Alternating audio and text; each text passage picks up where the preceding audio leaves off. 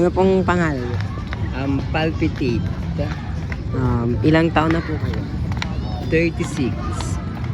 Saan po kayo nakatira? Barangay Putat. Kasapi ka ba sa komunidad ng LGBTQIA+? Yes. Nararanasan mo ba ang bullying mula sa iyong kapwa? Siyempre, Saan mo ito karaniwang nararanasan? Personal or ano? personal and online, same. So, ang first question po namin is, maaari mo bang ilarawan ang mga karanasan ng bullying mula sa iyong mga kapwa? Ano ang mga uri nito?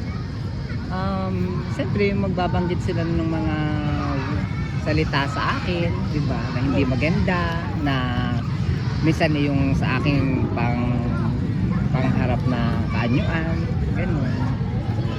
Sa anong mga lugar o sitwasyon karaniwang nangyayari ang mga karanasan na ito? Maaari mo bang magbigay ng mga halimbawa ng mga aksyon, salita o kilos na iyong nararanasan bilang bullying mula sa iyong mga kapwa? Siyempre, minsan sa public, tapos minsan kung ano yung mga maririnig mga words sa kanila na hindi maganda, mga ganun. So, ang next po is, paano mo mai-interpret ang mga aksyon o kilos na ito sa tuwing ang bullying ay nangyayari? Paano ko ma-interpret? Hindi na siguro iniintindi yung mga ganyan eh. Kung bakit ko pa siya i-interpret, di ba? Or iintindihin, or wala akong panahon sa kanila, di ba? Sarili ko na lang iisipin ko. So, next po is, paano nakakaapekto ang bullying mula sa iyong mga kapwa sa iyong emosyon? Maaari mo bang ikwento ang isang particular na panahon kung kailan mo ito nararamdaman? Isa kasi pag maraming problema, tapos ikaw ibubuli pa, siyempre, madadagdagan ang emosyon mo, nararamdaman mo parang mag-isa ka na lang sa parang wala kang kakampi, di ba? Ganon. Paano nakakaapekto ang mga karanasan na ito sa iyong mga relasyon o pakikiramdam sa pagkabilang or yung pakikipagsalamuha? Hindi naman ito, minsan hindi naman sa pakikisalamuha ko, hindi siya nakaka-apekto. Kumbaga, kasi minamanage ko naman sa sarili ko, hindi na kailangan maapektuhan pa mga tao sa paligid ko. Nung nakakaranas ka ng bullying, napansin mo ba na may pagbabago sa iyong tulog?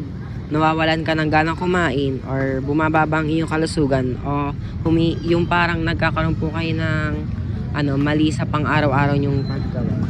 Wala naman, kasi nadadala ko naman siya. Nakakatulog naman ako ng mahimbing kasi nalaman ko ng mga feels.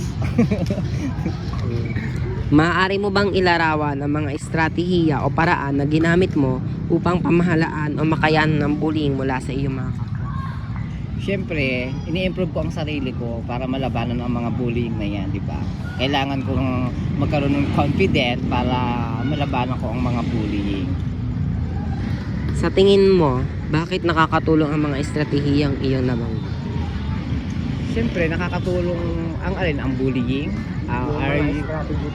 Siyempre, nakakatulong yun dahil pag ikaw ay may confidence sa sarili mo or na-improve mo ang sarili mo, nagkakaroon ka ng confident, parang kahit ibuli ka nila, parang hindi mo na sila masyadong maiintindi kasi alam mo naman sa sarili mo na hindi ka naman perfect, pero alam mo namang may improvement ka, maayos ka. Last question po is, sino ang tumulong sa iyo na makayanan ang bullying at ano ang mga paraan na ginawa nila upang suportahan ka sa mga mahirap na panahon?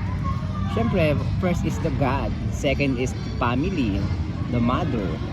Siyempre, ang pangatlo yung mga kaibigan, di ba? Ayun ang mga natulong sa atin sa mga ganyan scenario. Thank you po. Takot ako.